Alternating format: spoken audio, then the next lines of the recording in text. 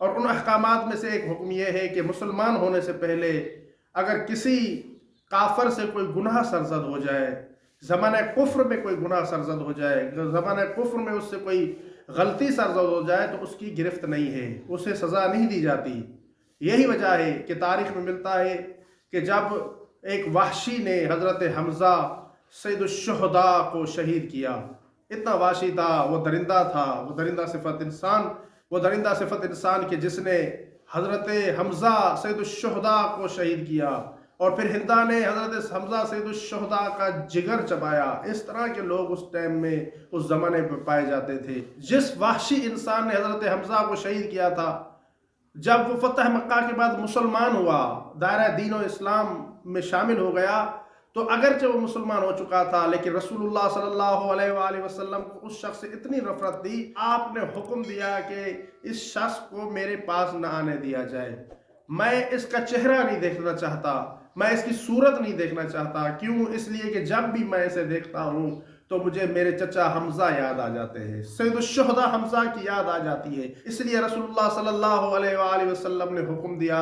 کہ تو میرے سامنے نہ آیا کر، اگرچہ وہ مسلمان ہو چکا تھا۔ تو عزیزان محترم ذرا سوچے کہ حضرت حمزہ سید الشہداء کے ساتھ رسول اللہ کو اتنی محبت تھی، اتنا عقیدہ تھا،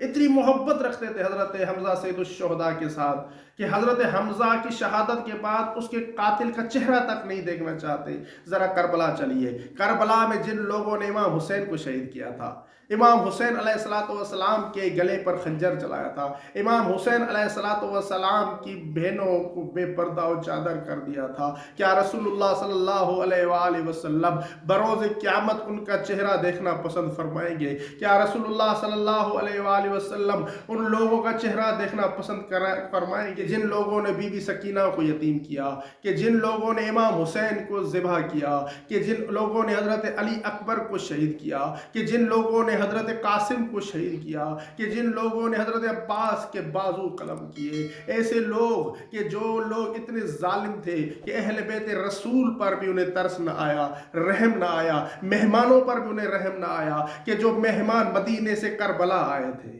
ہماری یہ ویڈیو آپ کے لیے ہیلپ فل رہی ہے تو ہمارے چینل کو سبسکرائب کر لیں اور ویڈیو کو لائک بھی کر دیں تاکہ ہمیں اس جیسی اور ویڈیو بنانے کے لیے موٹیویشن مل سکے۔